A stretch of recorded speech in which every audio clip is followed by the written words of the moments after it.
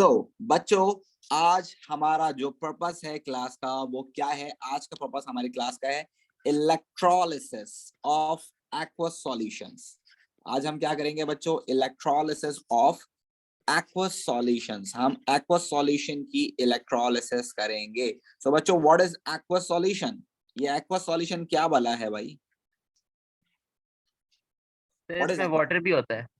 So dissolving it in water? Yes, कोई भी चीज जब पानी में डिसॉल्व हो जाए उसको एक्वा सॉल्यूशन बोलते हैं। You can say that substance dissolve in water, substance dissolve in water, right बच्चों? Substance dissolve in water. Is that clear और नॉट? Yes sir. तो फॉर सपोज आप लोग घर में खा रहे हैं कोई दवाई, आप लोग बीमार हो गए हैं, वो दवाई थोड़ी कड़वी है, तो आप अपनी मामा को बोल सकते हैं, मामा I want aqua solution of this. ठीक है भाई? मामा को समझ में नहीं आएगा, लेकिन जब आप उनको समझाएंगे तो वो समझ जाएंगे और फिर वो ये समझेंगे कि आप काफी पढ़े लिखे हो चुके हैं। ठीक है ना? एक लफ्ज से आप अपने घर में अपना मयार चेंज कर सकते हैं। So if you want to do this, you can apply, right? So aqua solutions का मतलब क्या होगा? anything that is dissolved in water, right बच्चों? Right sir. जी और सर। अगर आप चाहते हैं कि भाई आपकी दवाई जो है बहुत ज्यादा कड़वी है और आप उसको जो है मतलब थोड़ा सा उसकी कड़वाहट कम करना चाहते हैं, तो आप उसमें पानी ज्यादा मिला दें। और अगर पानी ज्यादा हो तो उस सॉल्यूशन को हम क्या बोलते हैं? Dilute solution. और अगर पानी कम हो तो उसको हम क्या बोलते हैं? कंसंट्रेटेड। तो अगर आप अपने घर में और मयार बढ़ाना चाहते हैं अपना, so you can say to your mom, sir, ma'am, the दवाई is very concentrated, I just want some dilute aqueous solution of this so I can eat or have this easily, right? तो और मयार बढ़ जाएगा और पढ़े लिखे हो जाएंगे आप घर के अंदर। लोग बोलेंगे वाह क्या बात है इसकी। ठीक है भाई? तो डाइल्यूट का मतलब क्या होता है? More water. क्या मतलब होता है भाई इसका? More water. और कॉन्सेंट्रेटेड का मतलब क्या होता है भाई बच्चों? Less water. और you can say that more salt होता है। कॉन्सेंट्रेटेड में कोई भी चीज ज्यादा होती है, कोई भी चीज होगी वो ज्यादा होगी, सॉल्ट होगा या सॉल्यूशन व्हाटएवर, जो भी लिक्विड होगा वो ज्यादा होगा। और डाइल्यूटेड में वो क्या होगा? लेस होगा, राइट बच्चों? जी right sir. Yes sir. Any problem? No sir. ठीक है। अब देखें, हमारे घरों में आमतौर पर जो पढ़े लिखे अफराद होते हैं, वो पढ़े लिखे अफराद जो होते हैं वो ज्यादातर सिविल इंजीनियर होते हैं, वो ज्यादातर डॉक्टर होते हैं, वो ज्यादातर आपके पास जो है बिजनेस किए हुए लोग होते हैं। तो उसके अंदर जब एक केमिस्ट आता है ना अंदर से, तो वो एक थोड़ा अलग जाना जाता है। Just like in my family, I am the only chemical technologist in the whole my family, and the rest of all are civil engineer, and कोई डॉक्टर है, कोई blah blah blah। तो जब मैं आता हूँ तो मैं थोड़ा अलग से आता हूँ। तो ये जो लफ्ज है ना, ये थोड़े अलग वाले हैं, ये हम थोड़े ऊपर से आते हैं उनके ना। वो डाइल्यूटेड की, वो डाइल्यूट कर दो थोड़ा सा इसको ना, थोड़ा सा कॉन्सेंट्रेट कर दो, थोड़ा एक्वस ले आओ, तो वो अल्फाज लोगों के समझ में नहीं आते। So if you use these words in your daily life, so you can say that एक तो आप बिल्कुल अलग माने जाएंगे। दूसरा ये कि आपको ये केमिस्ट्री टर्मोलॉजीज याद हो जाएंगे, आपको उनके रीजंस याद हो जाएंगे, उनकी आप समझ लें कि आप कह सकते हैं कि आपको बहुत सारी चीजें आराम से याद हो जाएंगी, आप आराम से डिफाइन कर सकते होंगे चीज को ना। जैसे फॉर सपोज अभी रमजान आने वाले हैं, रमजानों के अंदर आपकी घर में शरबत बनेगा, मीठा मीठे शरबत हो, हम लोग पीते हैं और रोजा बना बना के, तो आप वहां पर ये लफ्ज इस्तेमाल कर सकते हैं, मामा यू जस्ट मेड दिस रोजा वेरी कॉन्सेंट्रेटेड ना, आपने बहुत चीनी डाल दी इसके अंदर, you need to make it a little dilute. तो इस तरह के अल्फाज आप यूज कर सकते हैं बेसिक अपनी डेली लाइफ में। तो इस तरह से ये चीजें आपके जहन में बैठ जाती हैं, फिर आपको ऐसा नहीं लगता कि ये कोई अनोखी चीज आ गई है, ये आपको ऐसा लगेगा कि जैसे डेली रूटीन वाली बात हो रही है। ठीक है? So let's talk about this now. For suppose if I have concentrated aqueous NaCl, ठीक है, मेरे पास क्या है? I am doing electrolysis. I am doing what बच्चों? Electrolysis of concentrated aqueous sodium chloride, right? By using inert electrode. I'm using inert electrodes all over the right now electrolysis. So by using inert electrode, or you can even write the graphite electrodes over here as well. So simple वही process हम कर रहे हैं और हमें कुछ नहीं करना अभी। So देखें, मैंने यहाँ पर एक इंस्ट्रूमेंट लगा दिया है, दिस इज इलेक्ट्रोलाइटिक सेल मैंने बनाने की कोशिश की है। इसके अंदर मैंने 2 इलेक्ट्रोड्स लगा दिए हैं, और ये दोनों इलेक्ट्रोड जो मैंने लगाए हैं बच्चों, ये हैं ग्रेफाइट के बने हुए, यानी कि inert electrode. They are not going to be take part in the reaction. तो जो भी रिएक्शन होगा वो बड़ा सिर्फ और सिर्फ इलेक्ट्रोलाइट के थ्रू होगा और किसी के थ्रू नहीं होगा। और मैंने यहाँ पर एक बल्ब भी लगा दिया ये चेक करने के लिए कि रिएक्शन मतलब इलेक्ट्रिसिटी पास कर भी रहा है या नहीं कर रहा है। ठीक है, तो ये हमने एक सेटअप लगा दिया। And right now we are having concentrated NaCl solution. तो ये मेरे पास सॉल्यूशन भी आ गया है, मैंने यहाँ पर NaCl सॉल्यूशन ले लिया है। Is that clear everyone of you? जी सर। जी sir, clear. what is this बच्चों? Negative is cathode, right? and positive is बच्चों Anode. anode. So Anode. actually the problem is what are the ions, what are the formulae of ions that are present in this solution. So you need to keep remember this is aqueous solution, this is aqueous solution. So all the time along with the salt ions we have water ions as well. So what are the ions we have bacho? We have sodium ions and we have chloride ions. Along with them we have hydrogen ions of water and hydroxide of water. Is that right or not? Right sir. So actually when you pass the electricity through the solutions you will see that कि भाई anode के ऊपर आपके पास क्योंकि वो positive terminal है तो आपके पास दो तरह के एनाइंस जमा होंगे, क्लोराइड भी वहां जाएगा और हाइड्रोक्साइड भी वहां जाएगा, और कैथोड पे भी दो तरह के कैटाइंस वहां जाएंगे और हाइड्रोजन भी जाएगा और सोडियम भी जाएगा। इज दैट राइट बच्चों? जी राइट सर। सर ये आपने ये कैथोड और एनोड के नीचे क्या लिखा हुआ है, निक और ये पीएच, ये सर ये समझ नहीं आया। Negative is cathode, oh okay sir, and positive is anode. ठीक है, PIA। सही। Then let's talk about cathode. Cathode पे जा कौन कौन रहा है बच्चों? कैथोड पे जा रहा है हाइड्रोजन आयन और कौन जा रहा है बच्चों? Sodium ion. कौन कौन जा रहा है कैथोड पे? हाइड्रोजन आयन और sodium ion, and we know that there is a gain of electron, there is a gain of electron। But देखो बच्चों दोनों तो एक साथ प्रोडक्ट नहीं बना सकते, तो दोनों में से कोई एक प्रोडक्ट बनाएगा और इसमें आपको हमेशा याद रखना है कौन बनाएगा? More reactive metal. नहीं, मोर रिएक्टिव नहीं, लेस रिएक्टिव बनाएगा। ठीक है ना? तो you need to remember this that least reactive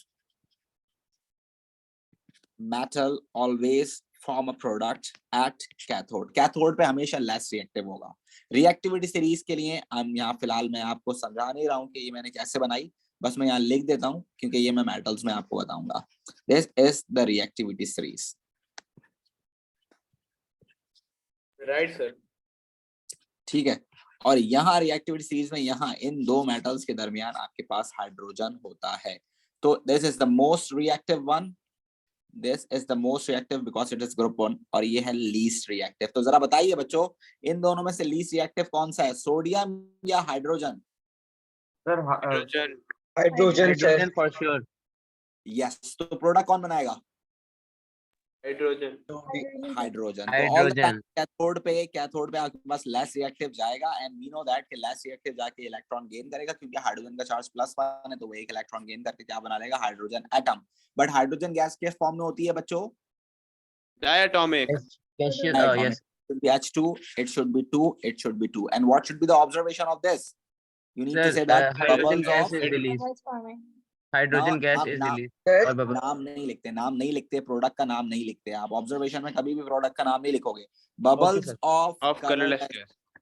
sir जी सर मुझे इसकी बातें समझाई कि कहते हैं अगर क्या कहते हैं लेस रिएक्टिव मेटल होगा तो ये क्या कहते हैं जो ज्यादा वो होता है रिएक्टिव मेटल उसको कैसे ये कर सकते हैं अभी, क्योंकि इसके पास तो रिएक्टिव पावर इतनी नहीं है कि वो उसको कर सके रिप्लेस सोडियम को। सही है, यू आर राइट। अब क्या करें, अब ऐसी है। अच्छा देखो मसला ये है कि कोई भी मेटल अगर कोई भी मेटल हाईली रिएक्टिव होता है तो उसकी हाईली रिएक्टिव होने की वजह क्या होती है कि वो लॉस ऑफ इलेक्ट्रॉन कर सकता है, राइट? ठीक है, तो sodium is highly reactive because it can lose electron quickly and become ionise, right? Right जी ठीक सर। तो सोडियम की एबिलिटी ये है कि वो हाईली रिएक्टिव, और जो हाईली रिएक्टिव होता है वो अपना इलेक्ट्रॉन छोड़कर रखता है। तो जब हाइड्रोजन और सोडियम दोनों ही एक साथ आ गए तो सोडियम बोलेगा भाई इलेक्ट्रॉन मैं लूज करूंगा, आप नहीं करेंगे। आई बात समझ में? इलेक्ट्रॉन कौन लूज करेगा? मैं करूंगा, क्योंकि मैं हाईली रिएक्टिव हूँ, मैं अपना इलेक्ट्रॉन लूज करूंगा, आप अपना पकड़िए बाहर, है ना। तो हाईली रिएक्टिव का मतलब है वो ओके इलेक्ट्रॉन देके रखेगा, वो सॉल्यूशन में रहेगा, लेस रिएक्टिव को बाहर कर देगा। सही है? इसलिए लेस रिएक्टिव आता है कैथोड पे, राइट आप सर। मेटल्स के अंदर पढ़ोगे, आप लोग मेटल्स के अंदर भी पढ़ोगे। फॉर सपोज आपके पास कॉपर सल्फेट है, कॉपर सल्फेट के अंदर अगर आपने जिंक डाल दिया तो जिंक इज मोर रिएक्टिव, तो जिंक क्या करेगा? जिंक कॉपर को डिस्प्लेस कर देगा और कॉपर को बाहर कर देगा। तो कॉपर फिर पहले इसको से इलेक्ट्रॉन डिस्प्लेसमेंट देकर रिएक्शन बैठा कहते हुआ हैं था। ना। यस, कॉपर पहले से 2 इलेक्ट्रॉन देकर बैठा हुआ था, जिंक ने उसको बोला कि अपने पकड़ो इलेक्ट्रॉन और निकलो। इलेक्ट्रॉन कौन देगा? इलेक्ट्रॉन जिंक देगा, क्योंकि इलेक्ट्रॉन ज्यादा, जिंक ज्यादा रिएक्टिव है। तो ज्यादा रिएक्टिव जो होता है ना, वो अपने इलेक्ट्रॉन देकर रखता है और लेस रिएक्टिव को उसके इलेक्ट्रॉन पकड़ा के बाहर कर देता है। ठीक है भाई? Right sir, okay sir, got it, yes sir. तो आप ये समझ लें कि यहाँ पर एक केस लड़ा जा रहा है, एक केस लड़ा जा रहा है, और वो केस लड़ा जा रहा है कॉपर के और जिंक के दरमियान। तो जिंक ने पैसे ज्यादा दिए जज को और कॉपर को हरवा दिया। बस ये समझ लें आप। ठीक है भाई? ठीक सर, ठीक। अच्छा हुजैफा देखो, हाइड्रोजन एक +1 चार्ज है, हाइड्रोजन का चार्ज +1 है, तो हाइड्रोजन का चार्ज +1 में तो एक इलेक्ट्रॉन गेन करेगा, दैट्स फाइन। लेकिन हाइड्रोजन जब बनेगा तो हाइड्रोजन एटम की फॉर्म में नहीं होता, हाइड्रोजन हमेशा मॉलिक्यूल की फॉर्म में होता है, H2 होता है। तो that is why we need to write 2 hydrogen ions. जब 2 हाइड्रोजन आ जाए, आइन हो जाएंगे, तो हर एक हाइड्रोजन आइन एक एक इलेक्ट्रॉन रिसीव करेगा, तो 2 इलेक्ट्रॉन हो जाएंगे। सही है ना? ठीक सर। चले, अब आ गई बात एनोड की। एनोड पे क्या होगा बच्चों? एनोड पर आपके पास, आपको याद रखना है कि एनोड पर वो जाता है जो ज्यादा होता है। एनोड पर कौन जाता है? जो ज्यादा होता है। But the problem is with halogens. Halogens के साथ प्रॉब्लम क्या है? हैलोजेंस के साथ प्रॉब्लम ये है कि हैलोजेंस ज्यादा हो या कम हो, पहले वो बनते हैं, क्योंकि वो हाईली रिएक्टिव होते हैं। वो आपके पास जो है ना, वो बहुत स्ट्रांग होते हैं। आप समझ लें कि वो बोलते हैं बस भाई हम पहले प्रोडक्ट बनाएंगे। ठीक है ना? तो वैसे नॉर्मली क्या होता है कि आपके पास जो ज्यादा होता है वो बनता है एनोड पर। तो अगर अभी देखें तो कॉन्सेंट्रेटेड में तो ज्यादा भी क्लोरीन ही है। आपके पास कॉन्सेंट्रेटेड सॉल्ट है। क्या है आपके पास? कॉन्सेंट्रेटेड सॉल्ट है। तो मैंने अभी ऊपर क्या लिखा है देखो, कॉन्सेंट्रेटेड का मतलब क्या होता है? ज्यादा सॉल्ट। क्या मतलब होता है ज्यादा सॉल्ट? पानी कम। जब सर ये पानी एक दफा कम होगा रिपीट तो कर देंगे, सॉरी। कॉन्सेंट्रेटेड का मतलब क्या होता है? कॉन्सेंट्रेटेड का मतलब होता है ज्यादा सॉल्ट, ज्यादा हूं मैं। ठीक है ना? कॉन्सेंट्रेटेड का मतलब है आपके पास यहाँ पर अभी NaCl कॉन्सेंट्रेटेड है, तो इसका मतलब है आपके पास सॉल्ट ज्यादा है, पानी कम है। ठीक है ना? So you can say that you have more NaCl and you have less water. ऐसी है बच्चों? जी सर, ऐसे ही है। जी Yes, अब सर। जब ऐसी है तो आइन कौन सा ज्यादा होगा? क्लोराइड वाला आइन ज्यादा होगा या हाइड्रोक्साइड वाला आइन ज्यादा होगा? Sir chloride, chloride. Yes, तो एनोड पे हमेशा वो बनता है जो ज्यादा होता है। तो ज्यादा कौन है भाई? क्लोराइड है। तो क्लोराइड क्या करेगा? अपना इलेक्ट्रॉन लूज करेगा और क्या बना लेगा? Chlorine atom. But we know that कि क्लोरीन हमेशा डायटोमिक होता है, तो it should be 2, it should be 2, it should be 2। Is that right बच्चों? And this should be the bubbles of green yellowish green gas. yellowish green gas. This will be the और bubbles of अगर yellowish dilute होता तो फिर हम इसमें OH hydro negative पे जाता ना, मतलब यस। वैसे हाइड्रोक्साइड। वैसे नॉर्मली हाइड्रोक्साइड को प्रोडक्ट बनाना चाहिए, लेकिन मसला ये है कि जहां पर भी आपको हैलाइड आइंस नजर आएंगे, क्लोरीन, ब्रोमीन, आयोडीन, तो वो खुद ज्यादा प्रोडक्ट बना लेते हैं। तो जहां पर क्लोरीन, ब्रोमीन, आयोडीन नजर आए तो वो आप याद रखें कि वो खुद भी प्रोडक्ट बना सकते हैं। मार्किंग स्कीम में आपको बहुत सारी जगह पर हैलोजेंस की इक्वेशंस नजर आएंगी। वैसे नॉर्मली आपको ये पता होना चाहिए डाइल्यूट सॉल्यूशन में हाइड्रोक्साइड प्रोडक्ट बनाता है। ठीक है? Okay sir, got it. वो क्या करता है, उसकी क्या ऑब्जर्वेशन आएगी? वो तो अभी बताएंगे ना, अभी हम करेंगे तो उसको हम करते हैं, कोई मसला नहीं है। पहले आप लोग ये ठीक है करो, सर, ठीक। उसके बाद हम उस पर I am doing what? For suppose I am doing electrolysis of dilute solution now. ठीक है? चलें dilute solution की electrolysis करते हैं। Electrolysis of dilute NaCl, and again we are using inert electrodes over here, right? We are using inert electrodes over here, so we're just going to do dilute NaCl over there. तो बच्चों ions तो वही रहेंगे, ions में तो कोई मसला नहीं होगा। Na is there, Cl is there, hydrogen is there and hydroxide is there, right? जी सर, राइट। इसमें तो कोई मसला नहीं होगा। बस आपको याद रखना है कैथोड पे हमेशा कौन जाता है बच्चों? सर कैटाइंस पॉजिटिव, ये अपने सोडियम और हाइड्रोजन। सर मतलब product मेटल कौन से बनाता जाते हैं ना? हाँ, पॉजिटिव आइंस जाते हैं और hydrogen is not a metal, और लेकिन वो पॉजिटिव अच्छा हाँ नहीं है। सॉरी। ठीक है, और दूसरा ये कि प्रोडक्ट कौन बनाएगा? सर लीस्ट रिएक्टिव सर, एन हाँ, लीस्ट अब- रिएक्टिव। अब आप देखें, आपको ये जहन में बिठा लेना है कि चाहे आपके पास कॉन्सेंट्रेटेड सॉल्यूशन हो, चाहे आपके पास डाइल्यूटेड सॉल्यूशन हो, प्रोडक्ट हमेशा कौन बनाएगा? Least reactive. Least reactive. तो हाइड्रोजन आयन इलेक्ट्रॉन रिसीव कर कर क्या बना लेगा बच्चों? Hydrogen atom. क्योंकि H2। ये स्टेट में होता नहीं है तो it should be 2, for this it should be 2 and it should be 2, right? जी सर। जी सर। प्रोडक्ट का नाम क्या होगा? This is the reaction at cathode, and what is the product at cathode? It should be hydrogen gas. This is the name of the product, and what will be the observation, बच्चों? Bubbles of gas. bubbles of colorless gas. Hydrogen is colorless, right, बच्चों? Okay sir. जी right sir. और anode पे क्या होता है? Anode पे जो ज्यादा होता है वो जाता है। तो अभी ज्यादा वाला कौन है? अभी पानी ज्यादा है। Chlorine, hydroxide. पानी ज्यादा है तो हाइड्रोक्साइड को जाना चाहिए, और हाइड्रोक्साइड जब लॉस करता है इलेक्ट्रॉन तो वो बनाता है वाटर और oxygen gas. And for the balancing of this equation, you must need to write 4 over here, 4 over here, and 2 over here. ऐसा होना चाहिए। डाइल्यूट में हमेशा वो प्रोडक्ट बनाता है एनोड पे जो ज्यादा होता है, और ज्यादा जो है आपके पास पानी है, पानी का मतलब हाइड्रोक्साइड है, हाइड्रोक्साइड का मतलब ये इक्वेशन बननी चाहिए। लेकिन इस प्रोसेस में जहां जहां पर आपको हैलोजन मिलेगा, ये प्रॉब्लम होगा कि वहां पर आपको दोनों इक्वेशंस नजर आएंगी, वहां पर आपको दोनों इक्वेशंस होती हुई नजर आएंगी। सो you can write this equation, you can write product as oxygen gas, or you can write the product over there chlorine gas.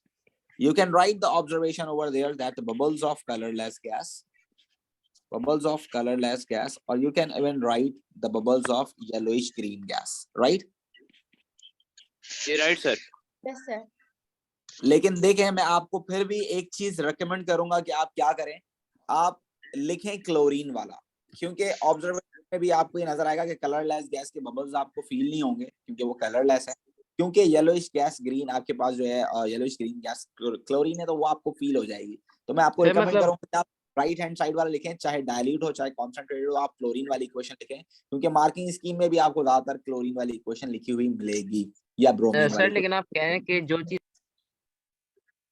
अब देखें, जब कभी भी आपके पास कोई एक्वस सॉल्यूशन आए बच्चों, एक्वस सॉल्यूशंस आपके पास हो किसी भी सब्सटेंस का जिसमें सल्फेट आ रहा हो, क्या आ रहा हो? जिसमें सल्फेट आ रहा हो, SO4 आ रहा हो, जैसे for suppose aqueous concentrated copper sulphate, इस तरह का कोई आपके पास सॉल्ट आ रहा है, तो बच्चों याद रखो, सल्फेट आइंस और नाइट्रेट आइंस, ये वाले जो आइंस होते हैं ये टूटकर प्रोडक्ट नहीं बनाते हैं, सही है?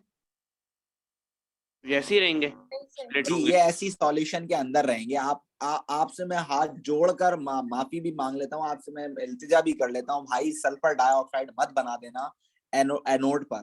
बच्चे सल्फेट से सल्फर डाइऑक्साइड बना देते हैं, भाई ये टूटता ही नहीं है, ये प्रोडक्ट ही नहीं बनता। सल्फर डाइऑक्साइड इलेक्ट्रोकेमिस्ट्री में बनती ही नहीं है कहीं, तो आपने नहीं बनानी। ये आपने याद रखना है कि SO4 नहीं टूटता, मैंने एक रूल बना दिया, ये नहीं टूटेगा। तो ये मैं इसको एज अ रूल आपको पढ़ा रहा हूँ कि आपको याद रखना है, जब भी कोई सल्फेट सॉल्यूशन आए वहां पर आपको याद रखना है कि ये नहीं टूटेगा, सही है?